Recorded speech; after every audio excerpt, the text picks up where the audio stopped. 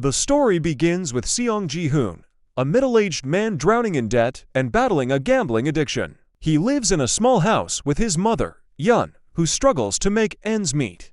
During breakfast, Yun surprises him by giving him some cash and reminds him it's his daughter's birthday, which he had forgotten. Ji-hoon's ex-wife is remarried to a wealthy man and rarely lets him see their daughter. Determined to buy a gift, Gi-hoon asks his mother for more money. After some resistance, she gives in. Gi-hoon then secretly steals her credit card to withdraw extra cash and heads to the racetrack with a friend.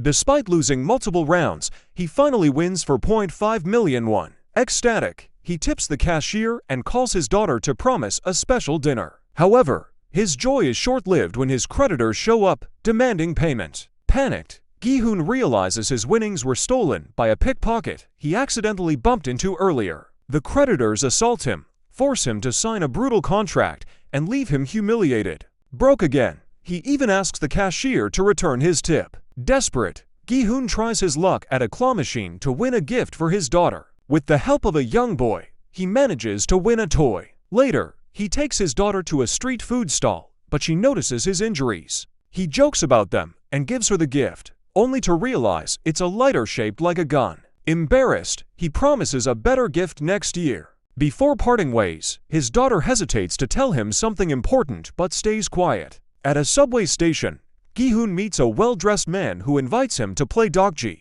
a traditional card-flipping game with money at stake. Gi-hoon loses several rounds and gets slapped each time as payment. Eventually, he wins and receives cash. The man offers him a chance to join an organization with more games, revealing personal details about Gi-hoon's life, including his debts. Alarmed, Gi-hoon reluctantly takes the man's business card. Later, Gi-hoon learns from an old family friend that his childhood friend Sang-yu, a successful businessman, is abroad. Feeling helpless, Gi-hoon gives his mother some money, but she confronts him about gambling. She also informs him that his ex-wife plans to move to the US, meaning he might never see his daughter again. Heartbroken, Gi-hoon considers fighting for custody, but realizes he needs financial stability to do so. Desperate, he calls the number on the business card and is given an address. A van arrives to pick him up. Inside, he notices unconscious passengers before he's knocked out by gas. He wakes up in a large room filled with bunk beds and confused participants. Surveillance cameras are everywhere, and everyone is dressed in identical uniforms. Gi-hoon meets an elderly man with the number 1 on his jacket, who cheerfully mentions having a brain tumor and being here to keep his mind active. Their conversation is interrupted when a gangster accuses a young woman, who turns out to be the pickpocket, of betrayal. Gi-hoon confronts her about his stolen money, but the argument is cut short when masked staff in pink suits enter. They announce that the participants will compete in 6 games for a massive cash prize. One of the players turns out to be Gi-hoon's childhood friend, Sang-yu. Skeptical of the situation, Sang-yu steps forward, questioning the staff and demanding to know why they should trust them after being gassed and brought here against their will. In response, a guard with a square on their mask reveals Sang-yu's personal information. It's revealed that Sang-yu is buried in debt after secretly embezzling money from his clients to invest in high-risk derivatives and futures markets, leading to a massive loss of 650 million won. Gi-hoon is stunned since Sang-yu's mother had told him her son was on a business trip to the US. The guard doesn't stop there. They expose the financial struggles of other players, sharing their debts and even showing video clips of their desperate recruitment moments. Suddenly, a massive glass piggy bank is lowered from the ceiling, grabbing everyone's attention. The staff explains that as the games progress, the piggy bank will fill with money, starting with the first game. The temptation is undeniable, but they also give the players the option to leave. Confused yet intrigued, everyone decides to stay. Before proceeding, the contestants must sign a consent form outlining 3 rules. First, players cannot stop playing once a game has begun. Second, anyone who refuses to play will be eliminated. Third, the games will only end if the majority votes to stop. Despite the strange terms, everyone signs and prepares for the first game. The players are led out into a hallway resembling an M.C. Escher painting, with twisting staircases and vibrant, surreal colors. Along the way, their photos are taken and instantly displayed in a control room. Inside, a masked man known as the frontman monitors everything. The contestants are brought to a large open field dominated by a creepy statue of a young girl. Gi-hoon spots Sang-yu and confronts him about lying to his mother, but Sang-yu brushes him off. An announcement instructs the players to line up behind a white line for the first game. Red light, green light. The rules are simple. Cross the field within 5 minutes. During green light, they can move, but during red light, they must freeze. Anyone detected moving during red light will be eliminated. The game starts smoothly until the statue detects movement, and a player is abruptly shot dead. The players are stunned. That bang! Did you hear that? When green light is called again, the victim's friend cautiously approaches the body, only to confirm he's really dead. Hey, you got eliminated, idiot. You can stop with the act. Overcome with fear, the friend tries to run back to the start, but is instantly gunned down. Panic erupts as players scatter, triggering the statue to detect mass movement. What follows is a massacre. Bullets rain down, leaving bodies piled at the entrance. The field becomes a nightmare, with the survivors frozen in place, too terrified to move. Meanwhile, in the control room, the frontman watches the carnage on his monitors, sipping alcohol Red light! and listening to eerie jazz played by mechanical dolls. As the chaos winds down, the remaining contestants stand frozen, paralyzed with fear. But one player stands out, the old man wearing number 1. Smiling, he moves forward confidently, unfazed by the deadly stakes. His calm demeanor inspires others to regain their composure and move more cautiously. Gi-hoon remains frozen on the ground, struggling to muster the courage to move. Sang-yu urges him to use other players as cover. Taking his advice, Gi-hoon carefully moves forward, hiding behind others. The pickpocket girl does the same, skillfully using her former boss as a shield. Let go of me, please. Quit trembling, you jerk.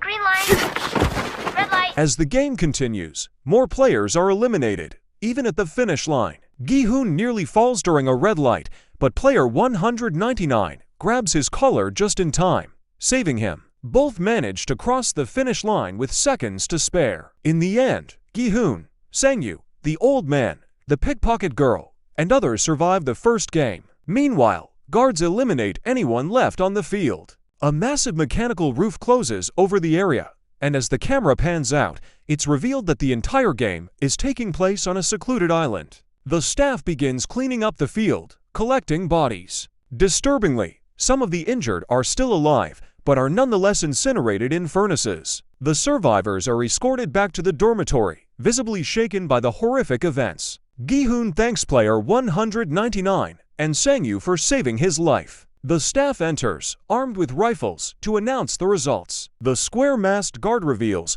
that the number of contestants has dropped from 456 to 201 to 255 players were killed. One woman collapses, begging to leave. She promises to pay off her debts, explaining that she has a child she hasn't even registered or named. Her plea sparks a chain reaction as others begin begging for freedom. The square-masked guard interrupts coldly. We are not trying to hurt you or collect your debts. Let me remind you that we're here to give you a chance. The staff sternly reminds the players of the rules. You cannot stop playing once a game begins. Anyone who refuses to play will be eliminated. The threat of death silences the room. However, Sang-yu points out the third rule. If all of the players agree to stop playing, the games are allowed to end.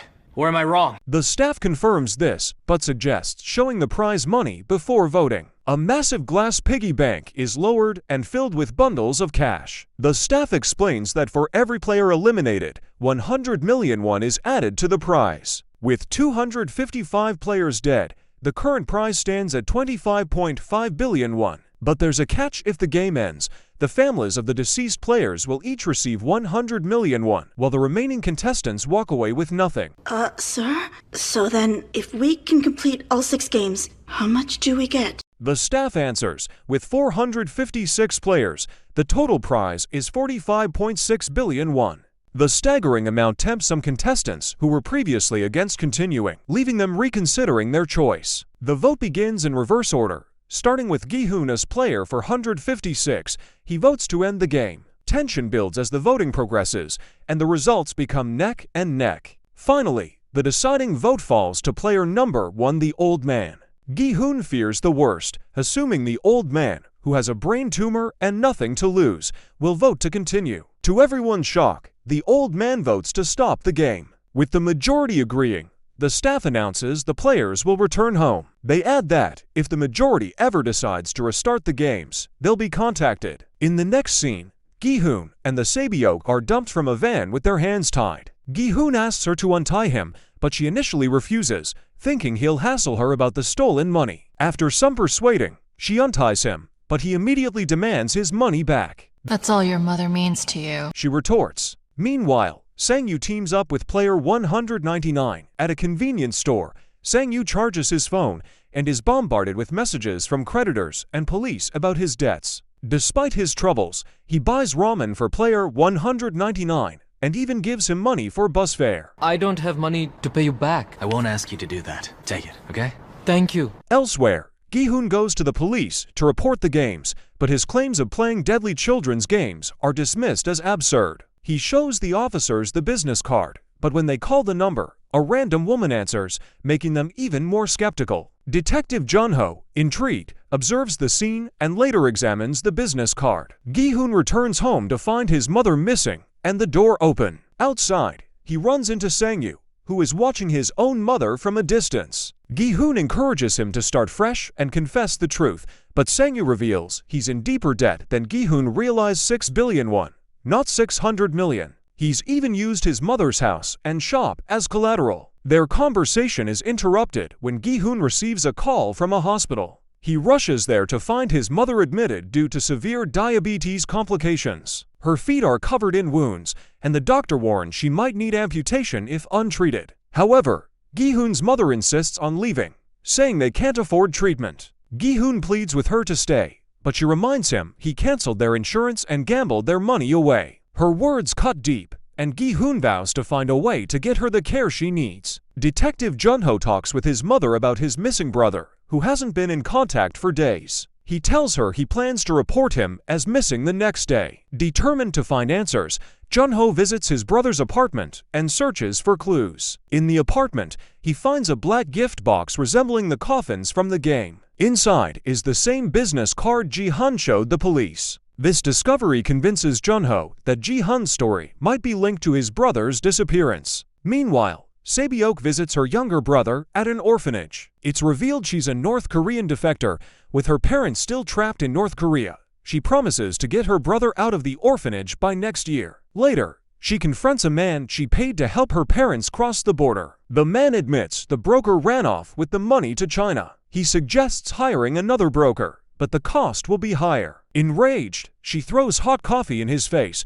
threatens him with a knife, and warns him not to fail her again. As she storms out, he realizes she's stolen his money. Player 199, Ollie, visits his workplace to demand his unpaid wages. Ollie, a migrant worker from Pakistan, hasn't been paid in 6 months. His boss, casually playing a game, arrogantly refuses to pay, claiming he's broke, despite having a bundle of cash on his desk. Ollie shows his injured hand, reminding his boss of the 2 fingers he lost on the job and his inability to afford medical treatment. The boss dismisses him and tries to leave, but an argument ensues. In frustration, Ollie accidentally shoves the boss into a heavy machine, injuring his hand. As the boss writhes in pain, Ollie grabs the cash and flees. At home, Ollie gives the stolen money to his wife, urging her to take their son and return to Pakistan for their safety. He promises to follow later, but insists they leave immediately. Ollie hugs his wife tightly, knowing this may be their last goodbye. Elsewhere,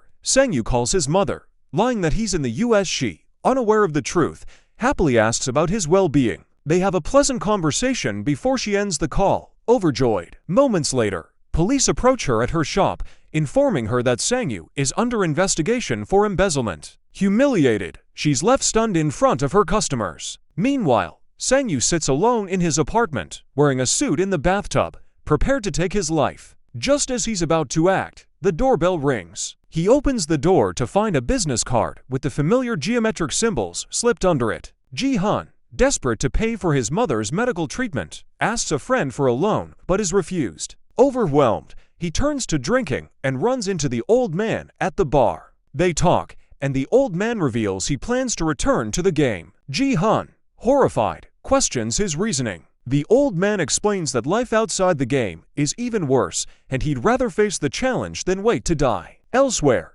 the gangster Deoksu orders his henchmen to gather their crew. He plans to contact the game organizers again and, when the van arrives, take the driver hostage to learn the game's location and secure the prize money. Deoksu's henchman hesitates and reminds him about his huge gambling losses in a Philippines casino where he crossed the local mafia and ended up in massive debt. Realizing his henchman betrayed him and framed him while teaming up with the mafia. Moments later, casino thugs arrive to settle the score. Enraged, Deoksu kills the traitor, but as the mafia closes in, he's forced to flee, eventually jumping off a bridge into a river to escape. Gi-hoon visits his ex-wife for help, but she refuses. Her new husband arrives home with their children and confronts Gi-hoon, handing him money to stay away.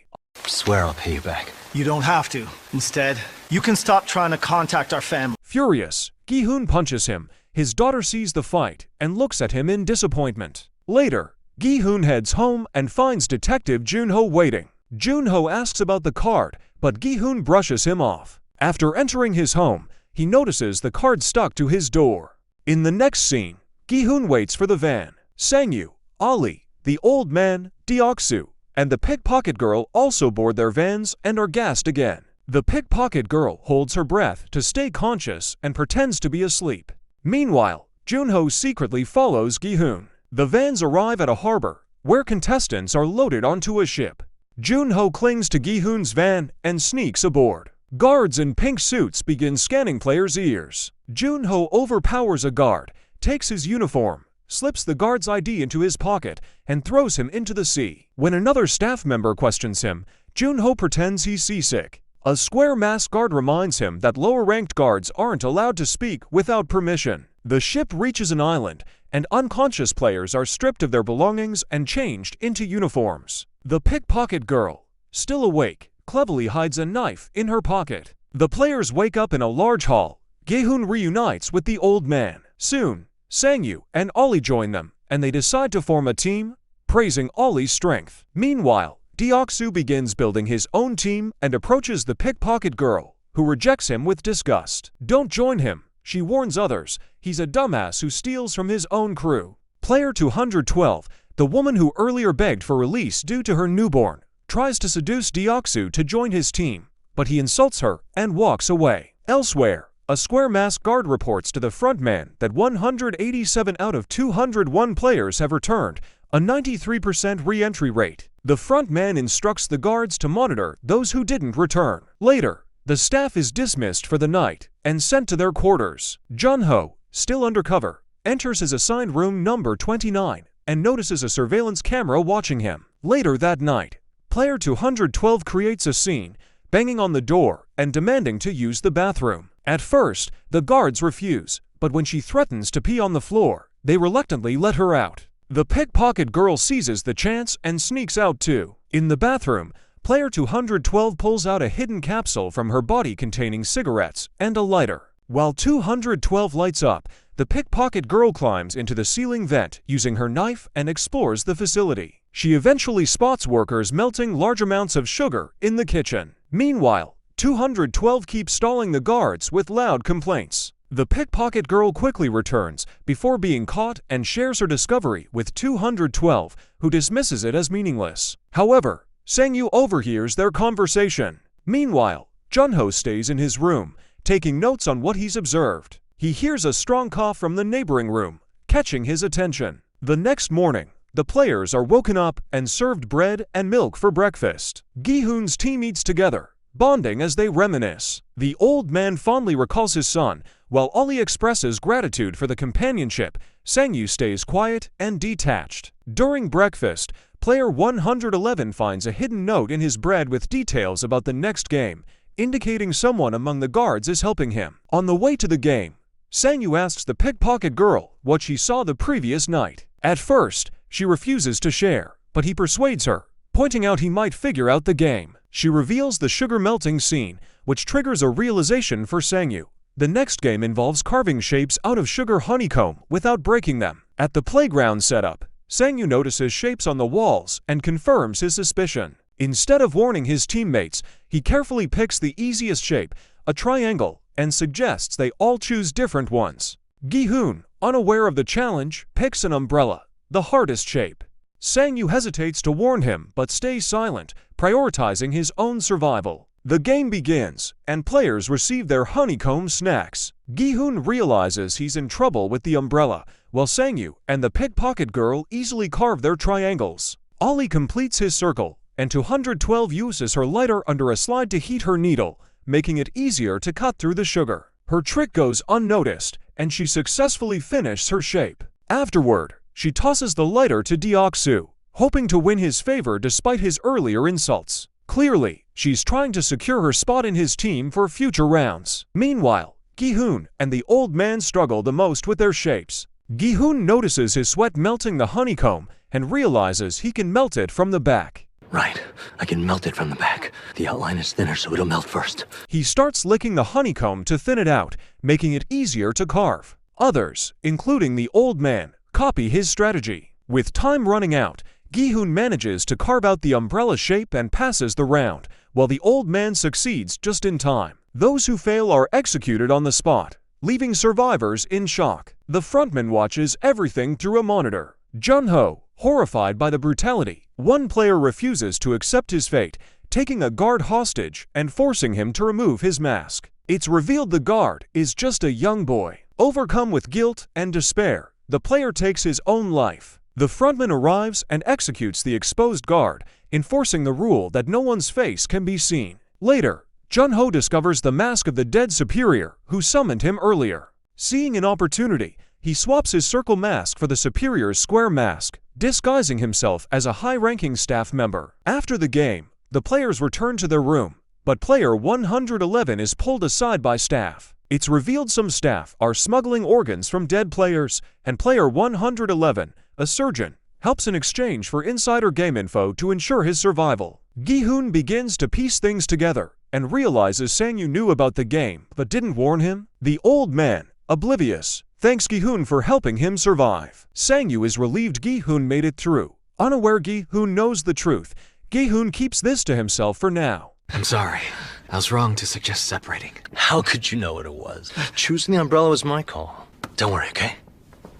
Meanwhile, Deok-soo, grateful to 212 for her help, lets her join his team. Out of 187 players, 79 are killed in this round, adding 7.9 billion won to the prize pool. The next morning, the players are served a meager breakfast of an egg and drink. Deok-soo complains it's not enough, and 212 suggests cutting the line for extra portions. As a result, some players at the end of the line go without food. When one protests, the guards state the food was prepared for the exact number of players. A woman reveals Deok-soo's group took extra portions, enraging a player who didn't get food. The man confronts Deok-soo, trying to take back a drink. Furious, Deok-soo attacks him, and the fight escalates. Deok-soo beats the man to death as everyone watches in silence. Sang-yu checks the body and confirms he's dead. Gi-hoon pleads with the guards to intervene, even appealing to the surveillance camera. The staff remain indifferent, announcing, Player 271 has been eliminated, adding 100 million won to the prize pool. The players realize killing each other is allowed and even benefits the game. Deok-soo's group sees the advantage, eliminating others increases their chances of winning. Moments later, staff arrive, silently taking the body away in a coffin. Meanwhile, the doctor continues harvesting organs with the help of some staff. They notice guard 29 hasn't shown up, which complicates their plan since they need him to deliver the organs. After finishing, the staff advises the doctor to align himself with the strongest team for protection. They reveal that management deliberately gave less food at breakfast to create chaos, encouraging players to turn on each other and eliminate the weak. Before sending him back, they also share details about the next game. Back in the hall, fear takes over. Gi-hoon and his group decide to stay awake all night for safety. Gi-hoon notices the pickpocket girl sitting alone and invites her to join them, but she refuses, saying she doesn't trust anyone. The doctor returns, scanning the room for the strongest team. Following the staff's advice, he approaches Deok-soo's group. Deok-soo initially mocks him, but quickly changes his tune after the doctor secretly reveals he knows what the next game will be. Meanwhile, the staff prepare for a special game, anticipating violence when the lights go out. As soon as darkness falls, Deok-soo's group springs into action.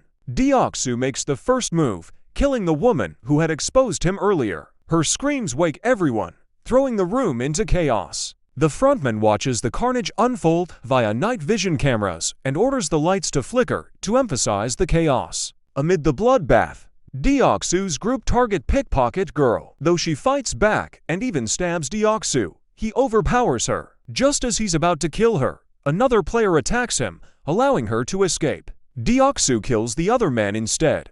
Gi-hoon's group regroups but realizes the old man is missing. Desperate for safety, Sae-byuk joins Gi-hoon's team, and together they defend themselves from Deoksu's gang. Suddenly, the old man shouts from the highest bunk, begging everyone to stop. The frontman immediately orders the guards to intervene. The violence halts as guards flood the room to restore order and remove the bodies. Meanwhile, Junho, still undercover, approaches Gi-hoon and asks if there's a man named Hwang In-ho among the players. Gi-hoon, confused, and replies, "We don't use names here." An announcement follows, revealing that 27 players have been eliminated. The bodies are taken out and burned. Afterward, Gi-hoon, puzzled by the guard's question, suggests they all learn each other's names. Slowly, the group shares their names, though some hesitate. The Pickpocket Girl finally reveals hers, 강세벽. Sae-byuk? That's a pretty name, though I'm not sure how well it fits. The old man, still shaken, struggles to recall his name. Gi-hoon reassures him, "You just need some rest. You'll be fine." Elsewhere, the doctor tends to Deoksu's wounds. Deoksu's group celebrates their success, boasting about eliminating so many players and planning to keep going until they win the prize. Player 212, noticing Deoksu favoring the doctor over her, seduces him in the restroom to regain his attention. Afterward, she presses him for information about the next game, manipulating him into promising to stick together until the end. Roksu, you betray me, I'll kill you, okay? That night, Junho sits in his room, taking notes. He hears his neighbor coughing again and notices a pattern. Decoding it as Morse code, he's shocked to realize the message. The neighbor is addressing him by his number, 29. The next morning, the players are woken up and informed the third game is about to start. They're led to a stark white room and told to form groups of 10. Knowing the game in advance, Deoksu orders his team to recruit strong men. When player 212 asks to join, he shoves her to the ground, dismissing her. Furious and humiliated, she vows revenge. You betrayed me. You're dead now, got that? Meanwhile, Sangyu worries about their chances. With an old man and a girl on their team, he suggests recruiting stronger men. Everyone splits up to find recruits. Sae-byuk spots a young woman sitting alone and invites her to join. Sangyu protests, but the group lets her stay. Everyone else finds recruits, but the old man returns alone, leaving their team at 9. Just as time runs out, 212, rejected by Deoksu, joins their group, completing their lineup. The players are taken to a massive hall with a tall bridge in the center. The third game is revealed, tug of war. Two teams pull a rope. The losing team is dragged off the bridge to their deaths. Deoksu's team, full of strong men, is up first. They easily overpower their opponents, sending them off the bridge. A guillotine severs the rope, and the defeated team plummets to the ground. Staff quickly remove the bodies. Junho, still undercover, helps clean up. His coughing neighbor signals him, marking a coffin with a bloody cross. Together, they deliver it to a secret location. Next, it's Gi-hoon's team's turn. With 3 women and an old man, their odds look grim. Tension builds as they face an all-male opponent team. Suddenly, the old man speaks up. Tug of war is about strategy, not just strength. Despite skepticism, the team listens as he shares tips from his childhood, where he once beat wrestlers at the game. In the elevator, the old man briefs the team. The front player must lead and call out moves. Players should alternate sides of the rope for balance. Grip the rope tightly with armpits, feet forward. For the first 10 seconds, lean back as far as possible to disrupt the opponent's rhythm. When the game begins, Gi-hoon's team follows the strategy. To their surprise, they manage to hold their ground and even pull their opponents to the edge. The opposing team counters with a strong pull, pushing Gi-hoon's team dangerously close to the edge. In a last-ditch effort, Sangyu suggests a strategy. On 3, everyone take 3 quick steps forward. The team follows his lead, throwing the opposing team off balance. At the last second, Gi-hoon nearly falls off the bridge, but holds on. The plan works. Gi-hoon's team gains control and pulls their opponents to the edge, winning the game. Exhausted, they collapse on the ground. On their way back to the room, The girl recruited by Sabiok mocks a religious teammate, joking, "You think you made it out thanks to God? Nah, it was that old man and his last-minute trick." Back in the room, Deoksu's team is huddled together. Deoksu's displeasure is clear when he sees his former teammate, 212, still alive. Meanwhile, Junho and his neighbor transport a coffin to a furnace, but the neighbor presses a hidden button, sending it into a concealed chamber. Smugglers retrieve the body and send one of their members to fetch the doctor. Gi-hoon's team gathers and starts talking. 212 tries to charm them, winning them over with her compliments. During the conversation, Sengyu mentions how Deoksu's team seemed to know the game's nature in advance, sparking suspicions. An announcement warns that the lights will go out soon, and the group decides to build a barricade using the bunk beds to protect themselves. Gi-hoon's team plans to stay alert, taking turns keeping watch. As they work on the barricade, Deoksu approaches, mocking the idea that the beds can stop anyone from being killed. Gi-hoon warns Deoksu that his team might turn on him first, pointing out that his team is full of scumbags. "If I were you, I'd be the first one targeted when the fighting starts." Deoksu seems to consider this, growing paranoid. He tells his team there will be no killing tonight to ensure his safety. The old man volunteers to take the first watch, claiming he doesn't need much sleep.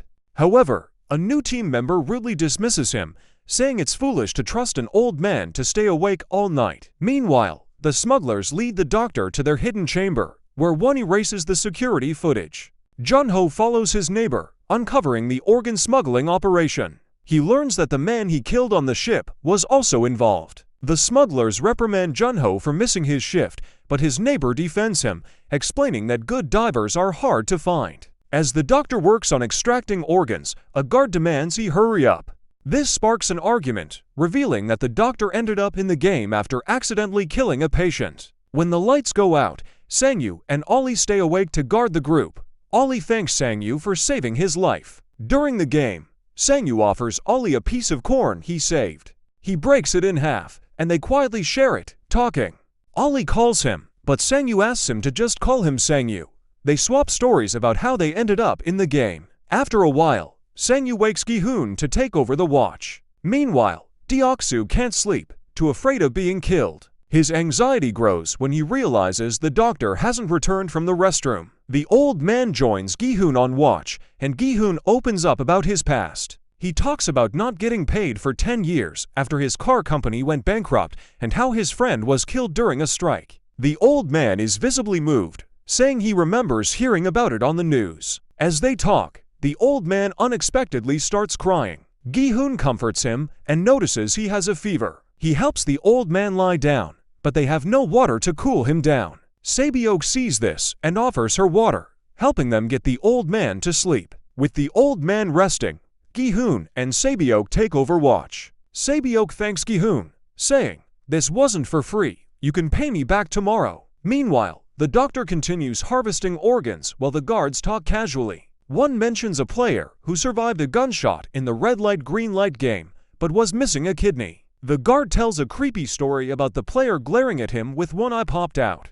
Junho, disturbed, remembers his missing brother who donated a kidney to him when they were kids. Suspicious, Junho starts asking questions about the player's fate and discreetly prepares his weapon. Before he can act, the conversation is interrupted when the doctor angrily scolds them for distracting him. Once the doctor finishes, he hands the harvested organs to Junho and his neighbor, assigning them to deliver them to the buyers at sea. After they leave, the doctor asks the staff about the next game. They admit they don't know. Panicked, the doctor grabs one staff member as a hostage, demanding answers. A fight breaks out, and the doctor kills one of the staff members. He flees but gets lost in the maze-like facility. A guard follows him to the playground where the honeycomb game was played.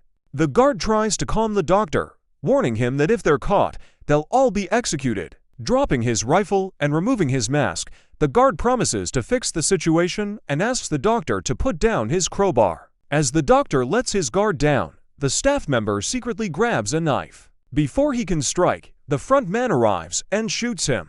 The front man coldly tells the wounded staff member, "I don't care what you do with the bodies, whether you sell their organs or eat them, but you can't share information about the games with the players." He finishes by executing the guard and orders the doctor to be eliminated as well. At the same time, Junho and his neighbor take an emergency exit, which the man says is for VIPs. Junho asks who the VIPs are, but the man doesn't say much. Suspicious of Junho's questions, the man demands he take off his mask and threatens him with a knife. When the man realizes Junho is an imposter, he asks who he is, but Junho quickly draws his gun and aims it at him. Junho accuses the man of harvesting his brother's organs, the one who woke up during the procedure, the zombie with one kidney. He asks, "Do you know where the other kidney went?" "It's in here, in my brother." The man denies it, claiming the player who woke up was a girl, not a man. Frustrated, Junho presses for more answers, but the man insists he doesn't know anything.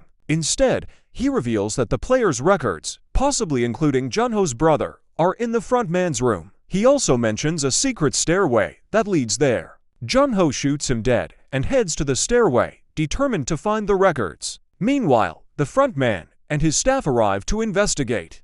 The front man removes the bullet from the body and recognizes it as coming from a police-issued Smith & Wesson revolver. Realizing there's an intruder, he orders his team to find and catch them.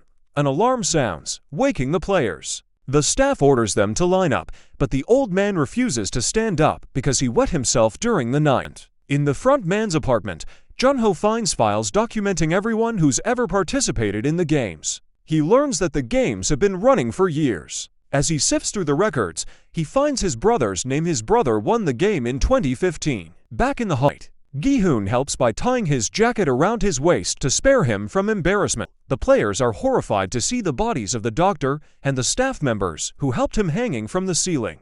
A warning is given. Anyone who breaks the rules for personal gain will meet the same fate.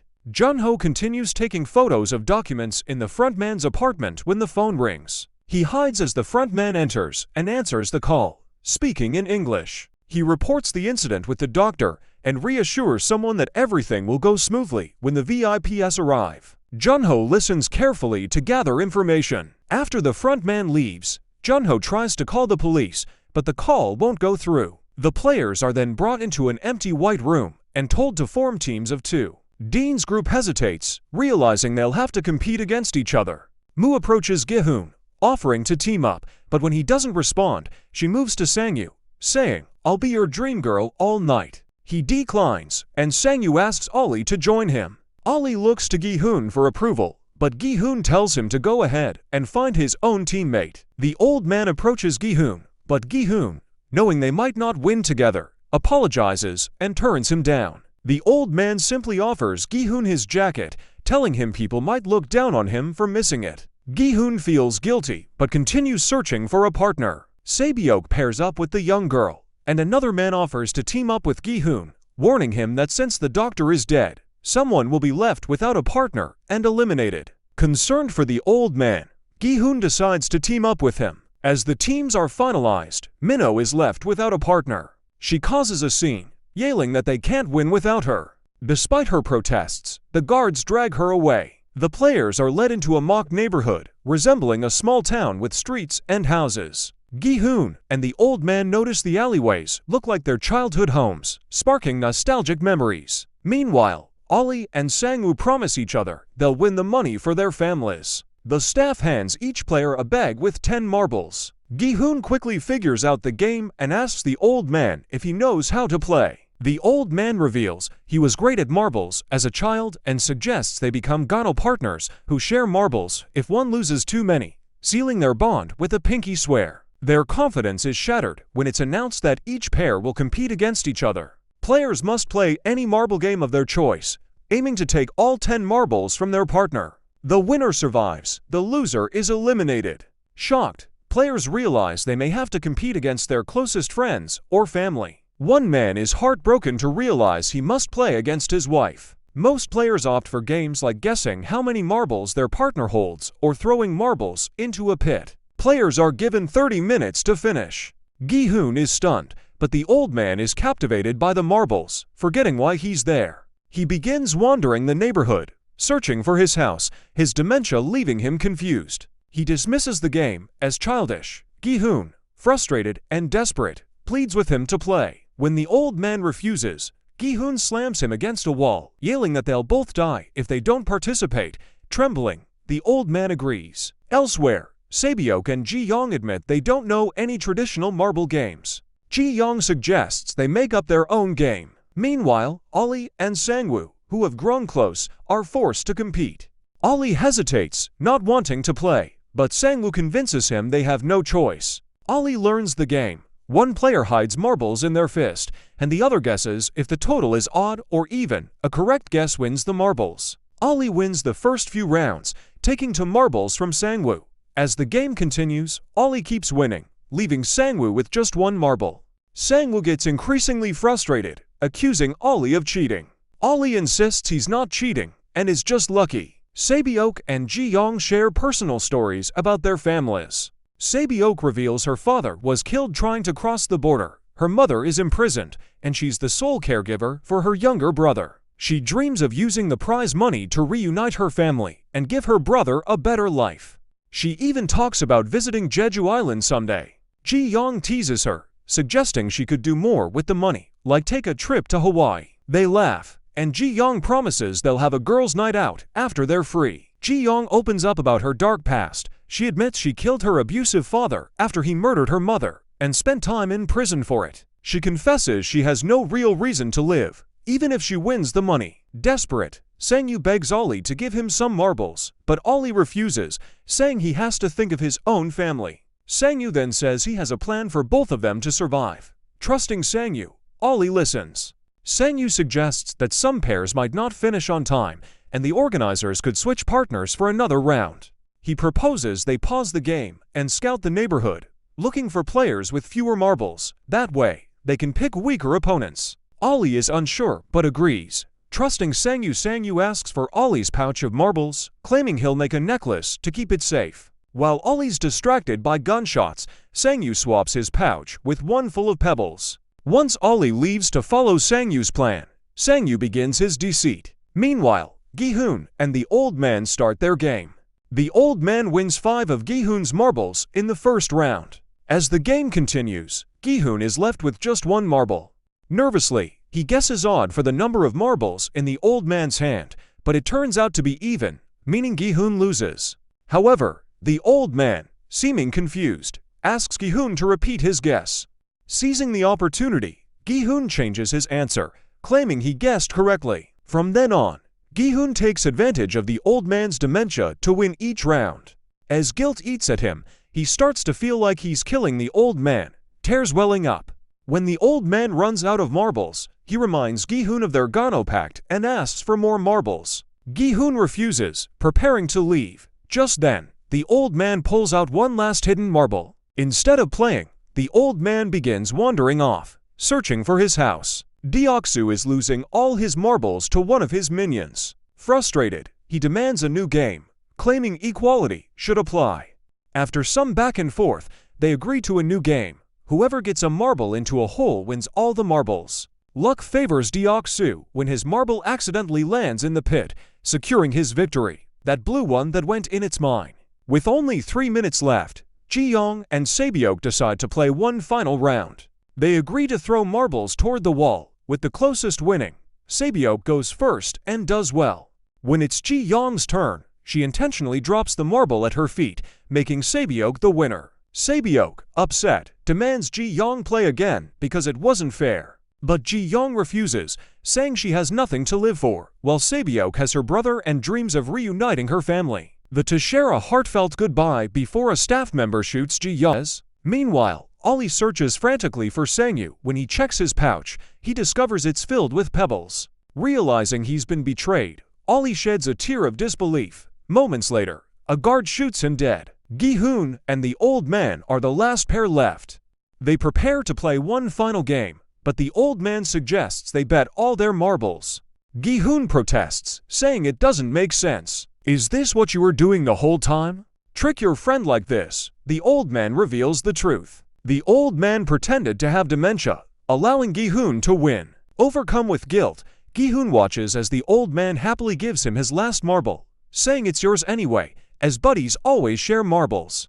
The old man thanks Gi-hoon for spending time with him, saying it meant a lot. Gi-hoon embraces the old man before walking away, but as he exits, the old man calls out, remembering his name. My name is Ilnam.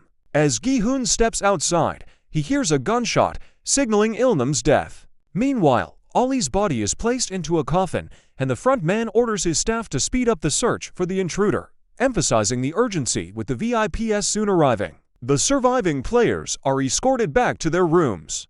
Deoksu enters first, shocked to see Mu resting peacefully on her bed. She mocks him, gloating that she didn't have to play because she didn't have a partner. Mu explains that fairness is the foundation of the games, and since the doctor's death left her without a partner, she was spared. Now, only 17 players remain. In the front man's apartment, the phone rings. He picks it up, immediately sensing something's wrong. After answering, he learns the VIPs are close. Hanging up, the front man grabs his gun and calls out for Junho, revealing he knows someone's in the room.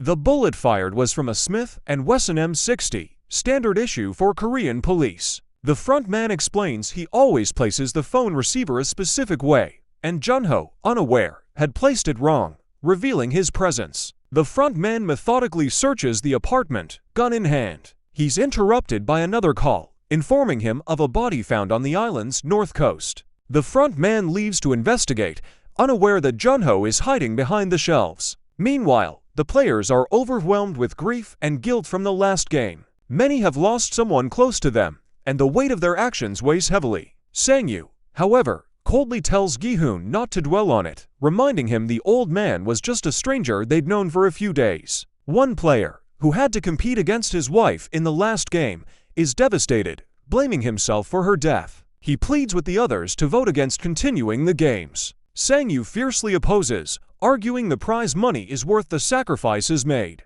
He tells the man that if he feels so guilty, he should have taken his wife's place. Sang-yu points out that leaving now won't absolve anyone of the guilt they already carry, and they must finish the games. Gi-hoon, clutching the marble from the old man, realizes the harsh truth in his words they can't escape or forget the choices they've made in the game. The front man arrives at the north coast to inspect the body Junho threw into the sea when he first infiltrated the island. The staff find Junho's ID on the body and assume it's him, but the front man's demeanor changes when he examines the ID. Just then, he gets a call that the VIPs have arrived. He quickly heads to meet his superior, the main organizer of the games. The superior removes his golden, bedazzled animal mask and tells the front man to personally welcome the VIPs, saying he doesn't want to do it. The VIPs, wealthy foreign elites who treat the players like commodities to bet on, are casually greeted by the front man. He offers a formal apology on behalf of the host and escorts them to their exclusive lounge. Back in the players' room, no one dares sleep, fearing they may be killed during the night. The man whose wife died in the last game is consumed by guilt and despair, remembering Sang-yu's harsh words about taking her place. He ties a bed sheet around his neck and commits the unthinkable. In the VIP lounge, one of the VIPs, watching the surveillance footage, becomes irritated, complaining that he had bet $1 million on the man who just committed the unthinkable. The others laugh it off, showing their callous indifference. Their conversation reveals that similar deadly games are held in other countries as well. Junho ambushes and kills a waiter assigned to serve drinks to the VIPs, then disguises himself in the uniform, hiding his phone in his sleeve to secretly record everything. Back in the players' room, an alarm blares, waking everyone up. They see a coffin being brought in and realize the man has committed the unthinkable. Before they can process it, they're summoned for the 5th game. In the VIP lounge, the guests relax in their lavish surroundings, eagerly placing baits on the players. Junho, now disguised as a waiter, enters the room. One of the VIPs, a particularly perverted man, notices him and calls him over, instructing him to stand nearby for a closer look. The players are brought into a white room, which now contains 16 mannequins, each with a numbered vest. They're told to pick a vest at random. Most players rush to take numbers in the middle, thinking being at the front or back is too risky. When Gi-hoon approaches, only the first and last numbers are left. He considers taking the first number, thinking it might give him more time to cross and a better chance of survival. However, another player, who has always hidden behind others in fear, pleads for the first position, wanting to take control of his life for once. Gi-hoon reluctantly agrees to take the last number instead. The players are then brought to the game arena, a massive bridge with glass tiles suspended high above the ground. They're told that some tiles are tempered glass, strong enough to hold two people, while others are regular glass that will shatter under any weight. Their objective is to cross the bridge within 16 minutes. The first player, realizing his fate, freezes in fear, refusing to move until Deoxu threatens to push him off. He steps forward, only to fall to his death on the second tile. Another player steps forward, but also falls, followed by another, who attempts to leap across but missteps. One player struggles to remember the safe tiles, growing anxious. He recalls a sequence, but isn't sure if it's right. The next player, a believer, starts praying instead of moving, frustrating others behind him. An impatient player tries to push him off, but loses balance and falls instead. Ironically, the believer is shoved off by the next player. Sangyu, Sabyok, and Gi-hoon grow nervous as players ahead of them take too long, eating into their limited time. Eventually, the player in front of Deoxu falls, leaving him at the lead. Terrified, Deoxu orders one of his men to go ahead. The man refuses, insisting he's not dying for anyone. Meanwhile, the VIP who's attracted to Junho asks him to sit beside him. Junho replies he must serve the other guests, but the VIP insists he stays, flirting shamelessly and demanding Junho remove his mask. Junho knows that doing so will expose his identity, but the VIP keeps pressing. With no other choice, Junho suggests they go to a private room where he can remove his mask. The VIP eagerly agrees, leading Junho to a private room where he strips off his robe and expects sexual favors. Junho seizes the moment, grabbing the VIP's groin and pulling out his gun. He forces the VIP to remove his mask, revealing a wealthy middle-aged American man. Junho records the VIP confessing everything about the games, using it as evidence. Back in the game, Minho confronts Deoxu's minion and pushes him off the glass bridge, taking his place. Minho and Deoxu exchange insults as tension escalates. With only 3 minutes left, Minho declares she won't wait for Deoxu and steps onto the glass. However, instead of moving forward, she grabs Deoxu tightly and reminds him of her promise to kill him if he betrayed her. Deoxu tries to shake her off, but the fragile glass limits his movements. Minho pulls him into a death grip and performs a suplex, sending them both to their deaths. Now only 4 players remain, Gi-hoon at the back, followed by Sangyu, Sabyok, and an old man in the lead, who claims to be a glassmaker with 30 years of experience. The glassmaker expertly identifies the tempered glass by observing reflections, quickly advancing the group. The VIPs, however, complain that his ability to discern the tempered glass is ruining the excitement. In response, the frontman turns off the lights, plunging the bridge into darkness. The glassmaker reaches the final tile, but is unable to tell which is tempered. As the group grows anxious, Sangyu shoves the glassmaker onto a tile, sacrificing him to reveal whether it's safe. The glass breaks, and Sangyu steps onto the correct tile, securing his path. Gi-hoon and Sabyok follow his lead, crossing the final glass just as the timer runs out. The remaining tiles shatter, sending shards flying. Gi-hoon and Sangyu suffer minor cuts, but Sabyok is gravely injured. Meanwhile, the frontman grows concerned and sends a staff member to check on the missing VIP and waiter. They find the VIP unconscious, confirming something is wrong. The frontman heads to his apartment and spots Junho escaping through a ladder in a secret passage. As staff investigate further, they find an oxygen tank missing, indicating the intruder fled the island. The tank has a built-in tracker, allowing them to trace Junho's movements. Determined to handle it himself, the frontman boards a boat to join the search. Back in the dormitory, only Sangyu, Sabyok, and Gi-hoon remain of the original 456 players. The beds are gone, revealing wall paintings depicting the games. Gi-hoon confronts Sangyu, accusing him of killing the glassmaker when they could have all survived. Sangyu fires back, telling Gi-hoon to be grateful that someone made the tough call. Gi-hoon insists that's not why he's still here, and calls Sangyu an idiot. The tension builds as Sabyok remains silent, clutching her side in pain. The staff enters, congratulating the players for surviving 5 rounds and advancing to the final game. Each player is given a box to prepare for something special. Sabyok retreats to the restroom and removes her clothes, revealing a shard of glass lodged in her abdomen. Gritting her teeth, she pulls it out and uses her shirt to bandage the wound. Inside the boxes, the players find elegant formal attire. After changing, they're escorted to a triangular dining table where they're served an extravagant dinner. Sangyu and Gi-hoon eat ravenously, but Sabyok barely touches her food due to her injury. When the dinner concludes, the staff clears the plates but leaves the knives intentionally.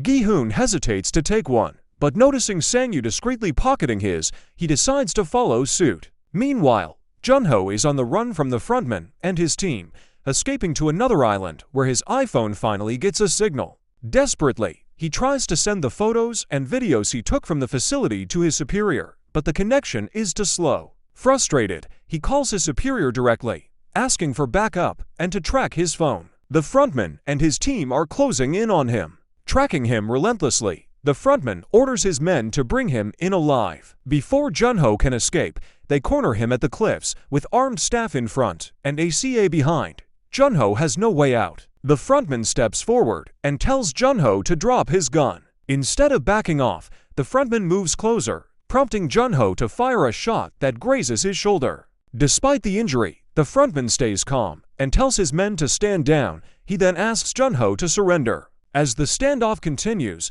the frontman removes his mask, revealing his identity. Jun-ho is shocked. Standing before him is his brother, the very man he's been searching for. Jun-ho urges him to join him, but his brother refuses. Shaken, Jun-ho raises his gun and shoots his brother in the shoulder. Wounded and unable to hold on, his brother falls backward into the sea. Jun-ho, visibly affected, puts his mask back on. Back in the facility, the trio returns to the room, each retreating to their corner. Gi-hoon cautiously approaches Sabyok, asking if she's okay. At first, Sabyok points her knife at him, but lowers it when he assures her he means no harm. Gi-hoon admits he took the knife because he doesn't trust Sang-yu anymore and suggests they work together in the next round. Still in pain, Sabyok asks Gi-hoon what he plans to do if he wins the money.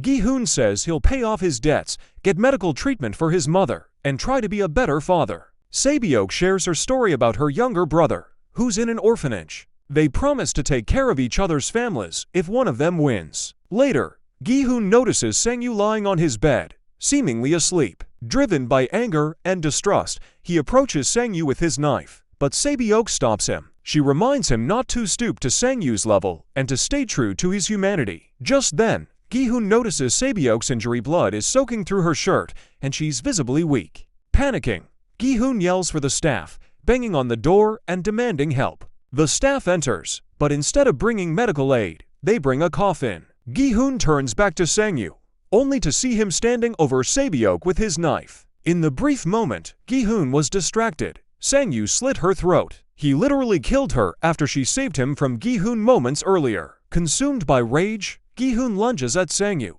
but the guards intervene, pulling them apart. Gi-hoon can only watch helplessly as Sang-yu's body is taken away and incinerated. Meanwhile, the frontman, alone in the bathroom, removes the bullet from his shoulder. Staring into the mirror, he sees his brother's reflection staring back at him. Later, Sang-yu and Gi-hoon are escorted to the final game. Standing face to face, the staff announces that the last game is Squid Game, the same game they played as children. To determine their roles, they flip a coin. Gi-hoon wins the toss and chooses to play offense. They are led to a field. In the center, a squid-shaped figure is drawn on the ground. The VIPs watch from an elevated platform as the frontman explains the rules of the game. The frontman explains that Squid Game is a traditional children's game in Korea.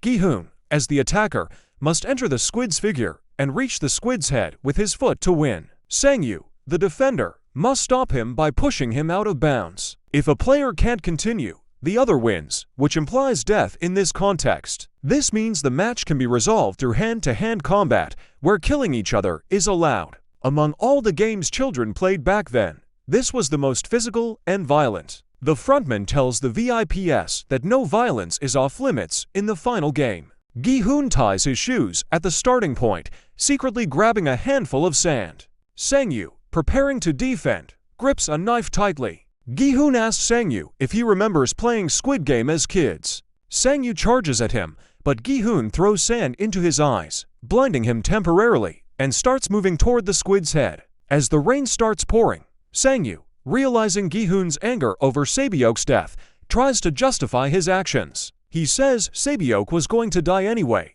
and he just spared her further suffering. Gi-hoon, however, accuses him of killing her out of greed. Cornered, Sang-yu admits he killed her because Gi-hoon would have stopped the game to save her and the majority might have voted to end it. He couldn't bear the thought of going home empty-handed after coming so far. Furious, Gi-hoon draws his knife and reminds Sang-yu how Sae-byok stopped him from killing Sang-yu the night before. Determined to stop Sang-yu from winning, Gi-hoon attacks, and they engage in a brutal knife fight, slashing and stabbing under the relentless rain. They lose their knives and wrestle in the mud, both exhausted but fueled by rage. Eventually, Sang-yu stabs Gi-hoon in the thigh, leaving him limping on the ground. Standing over him, Sang-yu asks if he remembers this playground from the first game, red light, green light. Sang-yu moves to deliver the final blow, but Gi-hoon bites his leg, turning the tide of the fight. Blooded and exhausted, Gi-hoon gains the upper hand, pinning Sang-yu to the ground. After a ground and pound,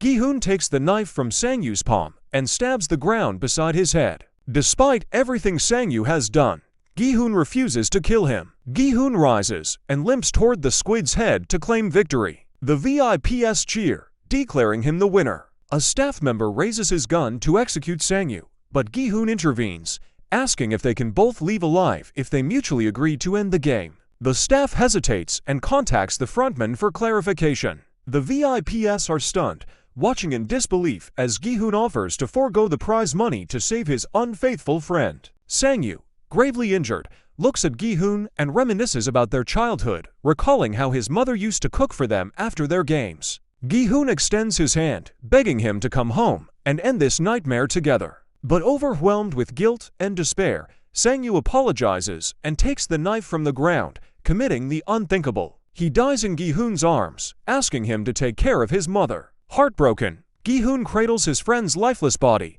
tears streaming down his face. With Sang-yu's death, Gi-hoon is declared the winner of Squid Game, receiving the 456 billion won. In the next scene, Gi-hoon is in a limousine, his hands tied and eyes blindfolded. The frontman is with him, congratulating him on his victory. Gi-hoon demands to know who the frontman is, but instead of answering, the frontman activates the gas valves in the limo, knocking Gi-hoon unconscious. The limo eventually stops by a busy road, and Gi-hoon is thrown onto the ground. A passerby helps him up and removes his blindfold. Gi-hoon spits out something from his mouth, a debit card. He goes to the nearest ATM, inserts the card, and enters his player number as the PIN. The account shows a balance of 456 billion won. Gi-hoon withdraws a single 10,000 won bill, but his face remains expressionless. He pockets the bill and heads home. On his way, he encounters Sang-yu's mother, who notices his injuries. She gives him some fish for his mother and mentions she hasn't seen her coming to work lately. Gi-hoon tries to pay her for the fish, but she refuses, telling him to give the money to his mother instead. As Gi-hoon is about to leave, Sang-yu's mother asks if he's heard from her son. Struggling to hold back tears, Gi-hoon stays silent, knowing Sang-yu is gone. When Gi-hoon arrives home, he finds his mother lying motionless on the floor. She passed away while he was at the games. Gi-hoon silently lies beside her body, having become desensitized to death after witnessing so much in the games. A year later, Gi-hoon is on a train, staring out the window with the same detached expression he had after returning from the games. At the bank, a banker greets him with excessive politeness, impressed by the massive amount of money in Gi-hoon's account. The banker comments on how surprising it is that Gi-hoon hasn't touched any of the money and wonders how he's managed his debts without using it. The banker offers to move the savings to a VIP account with better interest rates. Without responding, Gi-hoon rises and asks to borrow 10,000 won. The banker, left speechless, obliges and hands him the money. Gi-hoon goes to a nearby beach, sits alone, and drinks in solitude. A woman selling roses approaches him, urging him to buy one. Gi-hoon buys a rose with the borrowed money. As she hands him the rose, the woman also gives him a small envelope. Gi-hoon opens it and finds a golden business card with the familiar symbols from the game, an address, and a time. Gi-hoon realizes this could be his chance to uncover the truth about the games and the people behind them. Gi-hoon goes to the address on the card and enters a room where an old man lies on a hospital bed. He freezes in shock when he sees its player number 1, Oh Ilnam. Ilnam removes his oxygen mask, and Gi-hoon struggles to comprehend what he's seeing. Ilnam asks for a glass of water, which Gi-hoon silently gives him. Once composed, Gi-hoon demands to know who Il-nam really is, whether he was the mastermind behind the games, and why they let him survive. Il-nam ignores his questions and instead points to a drunk man passed out on the street below. He asks Gi-hoon if he still trusts people after everything he's been through. Gi-hoon grows frustrated and repeats his questions. Finally, Il-nam proposes a game. If someone helps the drunk man before midnight, Gi-hoon will win, and Il-nam will answer all his questions. But if no one helps, Il-nam will win. Gi-hoon, furious, grabs Il-nam by the neck, ready to strangle him, but Il-nam calmly reminds him that killing him won't give him the answers he's looking for. Reluctantly, Gi-hoon lets him go. With 20 minutes left until midnight, they wait in tense silence. Gi-hoon asks again who Il-nam really is. The old man finally admits that he is the mastermind behind the games. He explains that he and a group of ultra-wealthy friends, bored with their endless money and lack of happiness, created the games to bring excitement back into their lives. Il-nam admits he wanted to meet Gi-hoon because he noticed he hadn't touched his prize money and was still living his old life. He asks if Gi-hoon's avoidance of the money is due to guilt, stating that the cash is his reward for his hard work and luck, and he has every right to use it. Gi-hoon responds, saying that Il-nam should feel guilty for orchestrating so many deaths. Il-nam, however, claims that every player joined willingly, and no one was forced to participate. Gi-hoon questions why Il-nam himself joined the games when he could have just watched. Il-nam explains that he missed the innocence of his childhood and wanted to relive those days one last time before his brain tumor took his life. Watching the games wasn't the same as experiencing them firsthand. While they wait, a girl approaches the drunk man, but walks away quickly. Gi-hoon reflects on his time in the games, admitting that he doesn't regret playing because it gave him true happiness, something he hadn't felt in years. He says playing with Gi-hoon allowed him to feel joy again and remember things he had long forgotten. With just seconds left until midnight, a police car arrives to help the drunk man, who had been alerted by the girl. Gi-hoon wins the bet, but it's too late. Il-nam dies without his oxygen support. Gi-hoon takes one last look at the old man before quietly leaving the room. In a flashback, the host of the games removes his mask, revealing himself to be Il-nam. The game's organizers congratulate him, but Il-nam says he enjoys watching more than playing. In the present, the frontman enters the room and closes Il-nam's eyes. The next scene shows Gi-hoon at a barber shop, feeling a sense of closure after confronting the mastermind. His hair is dyed bright red as he steps out. Gi-hoon then visits the orphanage where Sabyok's younger brother lives. When the boy hears Sabyok's name, he lights up. Gi-hoon fulfills his promise by taking the boy to Sang-yu's mother and asking her to care for him. The kind woman agrees, treating the child with warmth and affection. After leaving, Gi-hoon gives her a suitcase, which she opens to find it full of money, not clothes. Shocked, she calls out for him, but he's already gone. Later, Gi-hoon is at the airport, speaking to his daughter on the phone. He tells her he's finally coming to the US to see her after a year, and promises to bring her the birthday present he couldn't give her the previous year. At the subway station, Gi-hoon freezes when he sees the same salesman who originally recruited him. The man is playing the same card game with another stranger. When the salesman sees Gi-hoon, he smiles knowingly. Furious, Gi-hoon runs toward him, but the salesman boards a train and escapes before Gi-hoon can reach him. Gi-hoon picks up the card from the stranger, warns him not to participate, and continues on his way. At the airport, Gi-hoon calls the number on the card one last time. When someone answers, he asks for their name, date of birth, and whether they want to play the game. The voice on the other end immediately recognizes him as player for 156 and advises him to board his flight and move on with his life. Gi-hoon, filled with resolve, replies that he will never forgive those who created the games and caused so much suffering. He ends the call and walks away from the airport, determined to put an end to the game once and for all. So this is the end of this story. Now subscribe Cine Recaps for Season